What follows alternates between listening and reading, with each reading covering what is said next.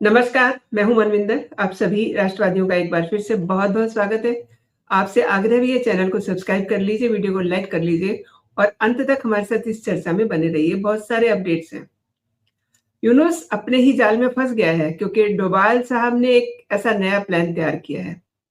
इस प्लान से ढाका से लेकर के हीरा मंडी तक सहम गया है। उसे डिस्कस करेंगे और बांग्लादेश के अंदर की बात करें, तो भारत और शेख हसीना विरोधी बांग्लादेशी नेता उस्मान हादी की हत्या के बाद उसके भाई ने ऐसा क्या कह दिया है कि अब यूनुस उसकी तलाश करवा रहा है और वहां के इनकलाब मंच से यूनुस के खिलाफ इनकलाब क्यों शुरू हो गया है। एक और बात है, बांग्लादेश की बिजली सप्लाई की सांसें तो भारत के हाथ में है ना। तो एक मिनट के लिए आप सोच के देखिए, हिंदुओं को यूनुस की नाक के नीचे लिंच किया जा रहा है, मारा जा रहा है। अगर बांग्लादेश की बत्ती गुल कर दी जाए तो क्या होगा? एक बटन ही तो दबाना है बस। तो मेरे साथ जुड़ चुके हैं शिवम चौधरी ऑफिशियल से शिवम भाई। शिवम भाई, बहुत-बहुत स्वागत है आपका। नमस्कार। जी धन्यवाद। And floor is yours.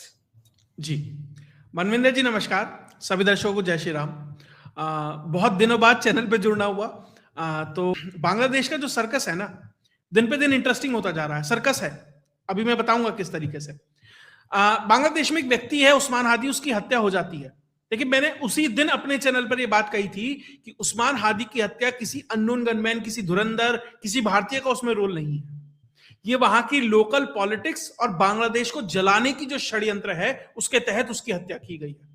भारतीय एजेंसीज अगर ये करेंगी ना, भारत करेंगे, इतने लेमन तरीके से नहीं करेंगी। कि सीसीटीवी फुटेज भी होगा, वो लोग आएंगे, चेहरे भी दिखेंगे, सब कुछ होगा, ऐसा नहीं होगा। और वो वही हुआ। और ये बात अब लगातार उसके ऊपर मुहर लगती जा रही है। अब और कोई नहीं, उस्मान हादी का जो परिवार है, उसका जो सगा भाई है उमार हादी, वो कह रहा है इस बात को कि इसमें भारत का कोई रोल नहीं है। ये तो मोहम्मद यूनुस ने इस बांग्लादेश को जलाने के लिए, जो चुनाव है उसे किस तरीके से टाला जा सके, उसके लिए ये सारा कार्यक्रम करा है। आज के समय में मोहम्मद यूनुस का सिंगल पॉइंट एजेंडा है कि चुनाव होते हैं, पहली बात तो चुनाव नहीं होने चाहिए, क्योंकि अगर चुनाव हो गए तो एक निर्वाचित सरकार आ जाएगी, इलेक्टेड गवर्नमेंट आ जाएगी, और ये जो बैठा है कुंडली मारकर अवैध तरीके से, क्योंकि एडवाइजर नाम का कोई पद ही नहीं है बांग्लादेश में, ऑफिशियली अभी पुरानी सरकार भी भंग नहीं हुई है, क्योंकि शेख हसीना का रेजिग्नेशन लेटर ही नहीं है किसी के पास, है तो दिखा दे। तो इसीलिए इसकी मजबूरी है कि किसी भी तरीके से ये चुनाव टाले जा सके, लेकिन वो नहीं होता तो वहां पर जमात आनी चाहिए। जमात इस्लामी जो है उसके लोग वहां पर कब्जा होने चाहिए। आवामी लीग, बीएनपी, ये एनसीपी जो नेशनल, ये स्टूडेंट्स वाली पार्टी है, ये सब नहीं आनी चाहिए। लेकिन ये जो नए नए मुर्गे निकले हैं ना क्रांति के नाम पर, अब ये भी चुनाव लड़ना चाहते हैं। इन्हीं की बलि चढ़ा रहा है ये मोहम्मद यूनुस।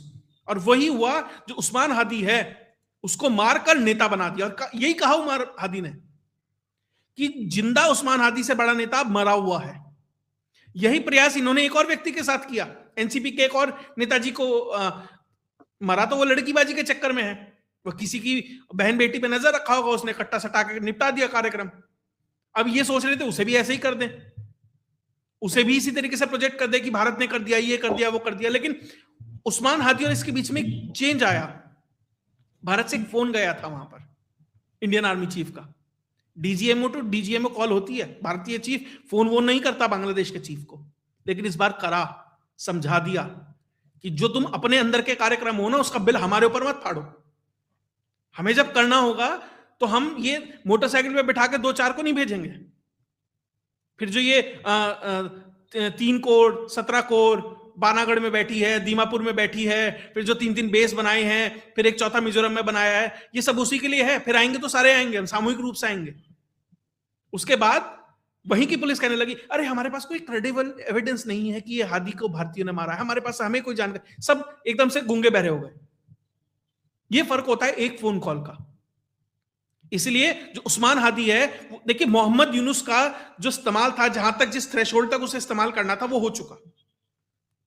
जो ये जमाती हैं, जो ये उपद्रवी हैं, जो ये रेडिकल हैं, इन्हें पता है कि भैया इसने हमें शेख हसीना से सत्ता छीन के हमें दे दी, अब ये क्यों मजे ले। सड़क पे लड़े हम, सड़क पे कब्जा हमने किया, तो हमें मिलनी चाहिए ना सत्ता में हिस्सेदारी। ये तो ये बैठ गया अमेरिका से सारे के सारे अपने भाई बंधु ले आया, वहां का एनएसए का passport holder American passport holder है, डुअल सिटीजनशिप भी नहीं है। तो उन्होंने कहा अब ये सत्ता हमें चाहिए, इसीलिए बार बार कह रहे हैं कि जो होम एडवाइजर है उसका इस्तीफा चाहिए, फला स्पेशल सेक्रेटरी का इस्तीफा चाहिए। अब धीरे धीरे इनमें से भी लोगों को निकाल के बाहर किया जाएगा ताकि ये रेडिकल लोग सत्ता पे कब्जा करें, और उसी क्रम में मोहम्मद यूनुस भी जल्दी जाने वाला है। इसलिए अमेरिका का जो एम्बेसडर है सरगई गौर क्या कह रहा है, चुनाव कराओ भाई फटाफट, क्योंकि वो भी चाहता है चुनाव हो। मोहम्मद यूनुस का काम हो गया है, जितना पैसा वैसा छापना था, ग्रामीण टेलीकॉम बेच बाच ली, 3-3.5 बिलियन डॉलर अपने अंटे में करे, चल भाई तू बेल्जियम फ्रांस जा, तेरे लिए वहां बुक किया हुआ, तू आराम से बैठ। अब ये जमाती यहां पे कब्जा करेंगे, शरिया के नाम पर बांग्लादेश को भारत के लिए एक मेनेस क्रिएट करेंगे। तेरा काम था शेख हसीना को हटाना, तूने हटा दिया। तेरा काम था हम जैसे लोगों को यहां स्थापित करना, तूने वो कर दिया। तेरा काम था यहां पर जो लाल मुनीर हाट बेस है उसे डेवलप करना, इंटेलिजेंस का नेटवर्क सेटअप करने के लिए हमारी मदद करना, वो सब हो गया। अब तू भाग यहां से। अब ये जमात वाले यहां पे शरिया करेंगे और भारत के लिए सिरदर्द करेंगे। आसाम में, त्रिपुरा में, पश्चिम बंगाल में, मिजोरम में, पूरे नॉर्थ ईस्ट को जो 7 सिस्टर स्टेट्स है उसके लिए सिरदर्द खड़ा करना है। अब ये काम करेंगे। सेकंड फेज, एक रॉकेट लॉन्च होता है ना मल्टीपल फेजेस में, तो फर्स्ट फेज पूरा हो चुका है, अब सेकंड फेज लॉन्च करने की बारी है। इसीलिए मोहम्मद यूनुस के दिन पूरे हो चुके हैं, उसका काम पूरा हो गया, वो बाहर। और दूसरी चीज, इतने फैक्शन है ना बांग्लादेश के अंदर, इतने खिलाड़ी खेल रहे हैं, असल में पता नहीं है कौन सा खिलाड़ी किसकी तरफ से खेल रहा है। और दूसरी चीज, अगर ये छात्र एक बार बिक सकते हैं अमेरिका के हाथों, तो कोई और भी तो खरीद सकता है। क्या पता किसी और ने खरीद लिया हो, इसलिए अभी ये यूनुस के पीछे पड़ गए हैं। तो इन सब चीजों को देखें तो कुल मिलाकर जो भी इक्वेशन सेट बैठती है उसमें मोहम्मद यूनुस के दिन पूरे हो चुके हैं बांग्लादेश के अंदर। और धीरे धीरे ये सारे खिलाड़ी, आईएसआई, जमात, छात्र, America, China, Bharat, Yunus, BNP, Awami League, सारे अलग अलग हैं और सारे मैदान में हैं।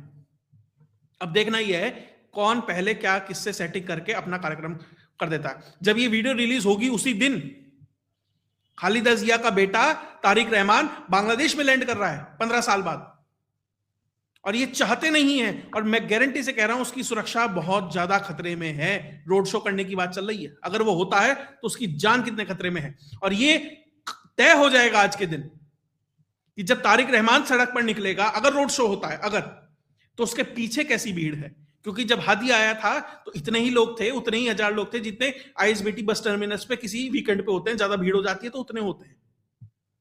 तो तारिक रहमान ये तय करेगा आकर कि असल में पब्लिक का मूड क्या है। हो सकता है पब्लिक डर के मारे नहीं भी निकले। तो बहुत सारी चीजें हैं आने वाला, जब तक चुनाव नहीं होता। और चुनाव के बाद भी क्या गारंटी है शांति हो जाए? ये कह देंगे हम मानते ही नहीं इस मैंडेट को, फिर दंगा भड़क जाएगा और होगा ऐसा ही। तो आने वाला समय बांग्लादेश एक कांस्टेंट बॉयल में रहेगा। भारत को डिप्लोमेटिकली, पॉलिटिकली, कोवर्टली, ओवर्टली, हर तरीके से बहुत ज्यादा सजग रहने की जरूरत है और अपने कार्ड्स बहुत बेहतर खेलने की जरूरत है। जी, आपने कहा कि तारिक रहमान आ रहा है, तो डू यू थिंक कि वो यूनुस को रिप्लेस करेगा? नहीं नहीं, यूनुस को रिप्लेस नहीं करेगा। दरअसल आवामी लीग तो अभी इक्वेशन से बाहर है।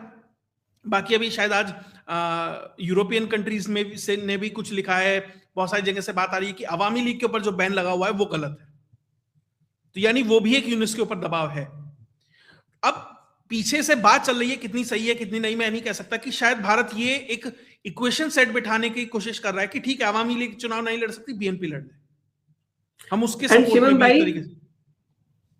शिवम भाई, अब अगला डोभाल साहब का कदम क्या होगा? उनका प्लान क्या है? नहीं, वही है, भारत उस बीएनपी के साथ अपना इक्वेशन को बेहतर कर रहा है। वो ये चाह रहे हैं, बीएनपी को समझा दिया गया है कि भैया अगर जमात वाले आ गए ना तो तुम कभी नहीं आ पाओगे, ठीक है?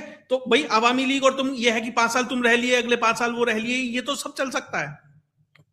लेकिन अगर ये आ गए ना चुनाव जीत पाओगे और तुम्हें मारेंगे अलग।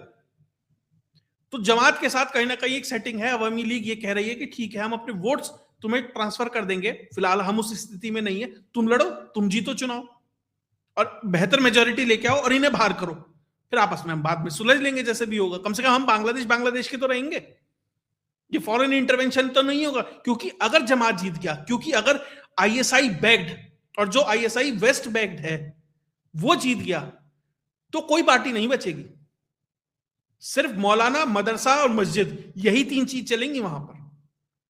और वो अफगानिस्तान में हमने देख लिया, यमन में हमने देख लिया, सूडान में हमने देख लिया, पाकिस्तान में हम देख रहे हैं, वही बांग्लादेश में होगा।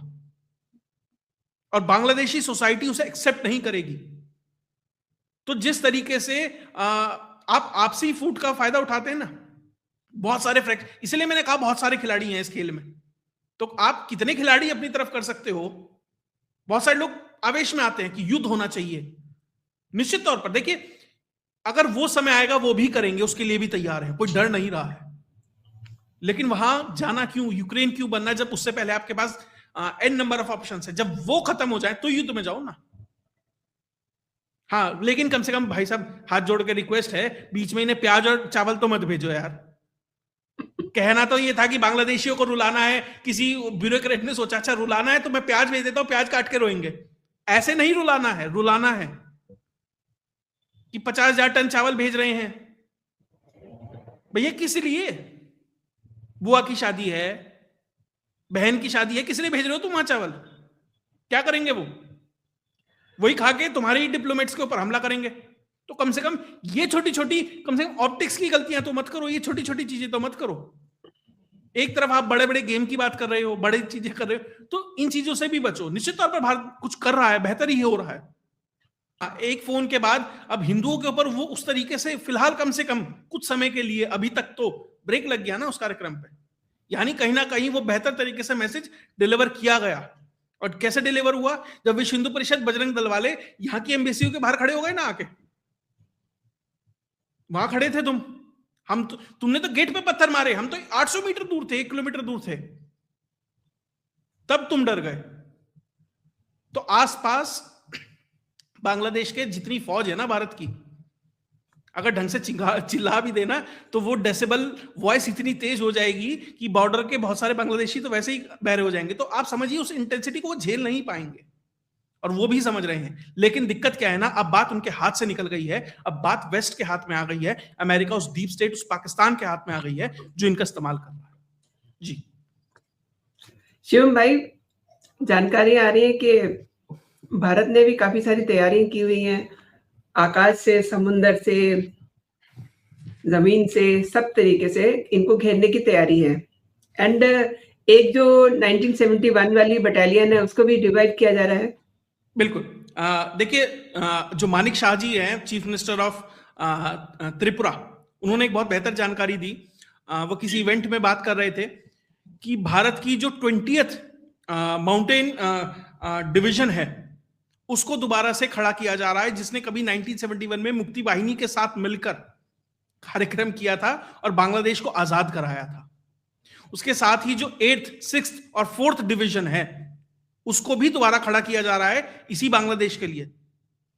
देखिए आप पश्चिम बंगाल में चले जाइए, पानागढ़ कोर हो, 3rd कोर हो, 33rd कोर, मतलब जो भी सारा कुछ वहां आसपास है, जितने एयर बेसिस हैं सबको एक्टिवेट किया हुआ है।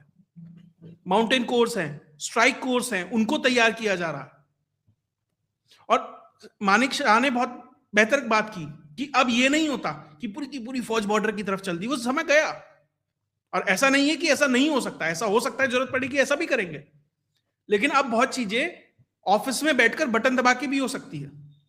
Integrated command and control centre बनाया था ना ऑप सिंदूर के दौरान, उसके विजुअल्स कुछ अंदर से आए थे एयरफोर्स के, कि बटन दबाया, यहीं से ड्रोन उड़ा और पाकिस्तान में आवाज आती थी शू, और फिर आके ऐसे, फिर पाईजान कहते थे अरे वो तो बिजली गिर गई, बिजली गिर गई। उन्हें पता ही नहीं लगता था कहां से क्या आया और कहां क्या गिर गया। और तो पाईजान के पास तो बटन तैयार हो गया है क्या?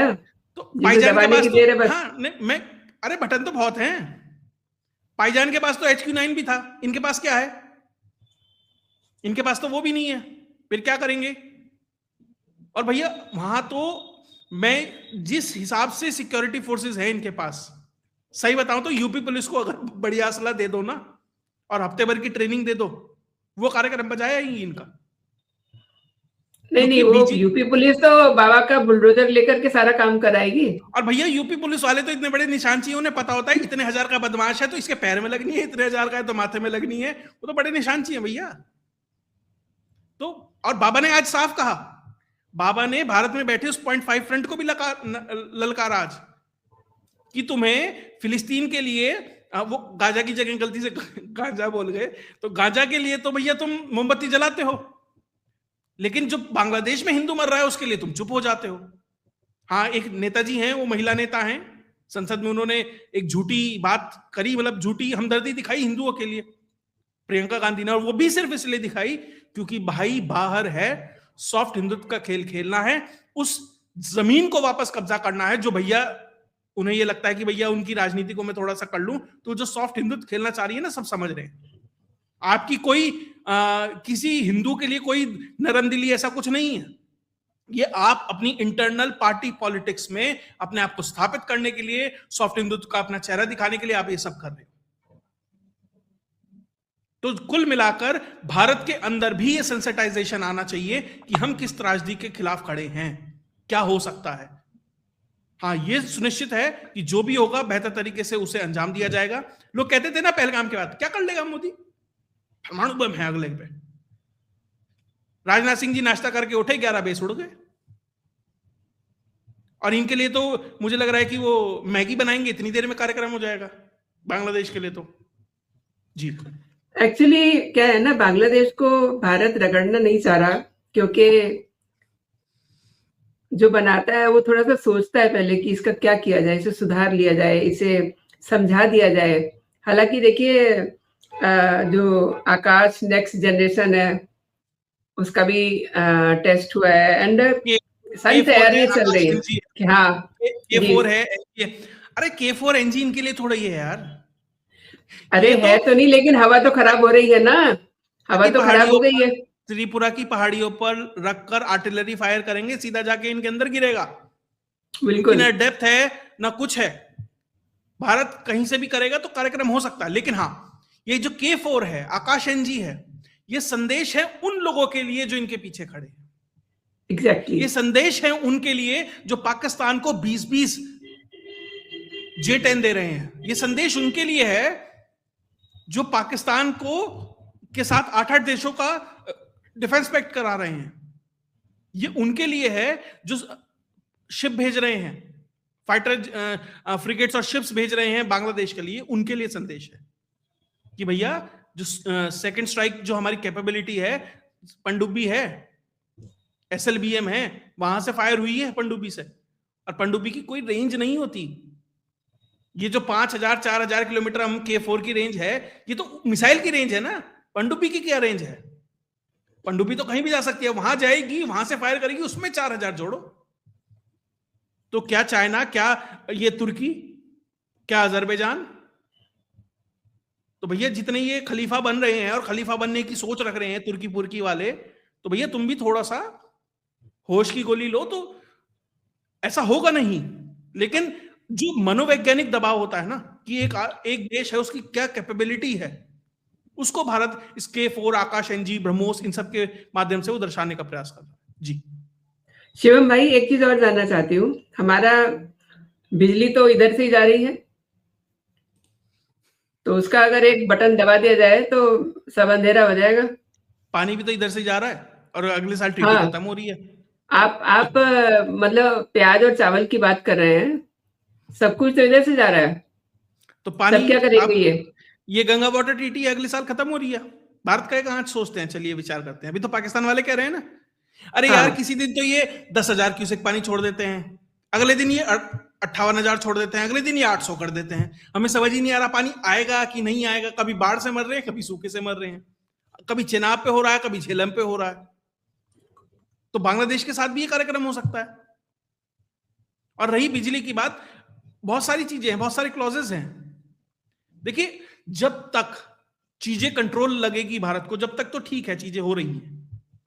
जिस दिन भारत को लगेगा नहीं, ये एक रेड लाइन क्रॉस हो चुकी है, असल में क्रॉस हो चुकी है, उस दिन बिजली, पानी, अंडा, मुर्गी, प्याज, चावल सब बंद हो जाएगा, कॉटन बंद हो जाएगा।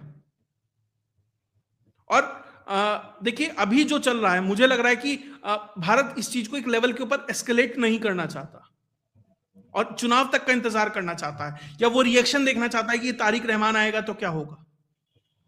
अब यहां से अगले 1 महीने की राजनीति कैसी है, जहां इतना इंतजार किया थोड़ा और, लेकिन हाँ, भारत को प्रोवोक करने के लिए और भारत की जनता के अंदर वो सेंटिमेंट भरने के लिए, ताकि भारत की सरकार के ऊपर दबाव हो, कुछ एक्शन ले, बांग्लादेश को यूक्रेन बनाए भारत का, हो सकता है कि कुछ और हिंदुओं की हत्या की जाए, कि यहां पे जनभावनाएं भड़के कि ऐसा हो रहा है, और सरकार को मजबूर करें कि भैया एक्शन लो, उसके लिए भी तैयार रही है। लास्ट लाइन कह देता हूं, बांग्लादेश को जन्म देने वाला कौन? भारत। दाई को सब पता होता है बच्चे के बारे में, हर जानकारी होती है। बहुत इतना सही ही कहा बहुत आपने। है संदेश जी। शिवम भाई, आपने मेरे शो के लिए समय निकाला, मेरे लिए समय निकाला, आपका बहुत बहुत धन्यवाद। जय हिंद, जय भारत। जय हिंद, जय भारत।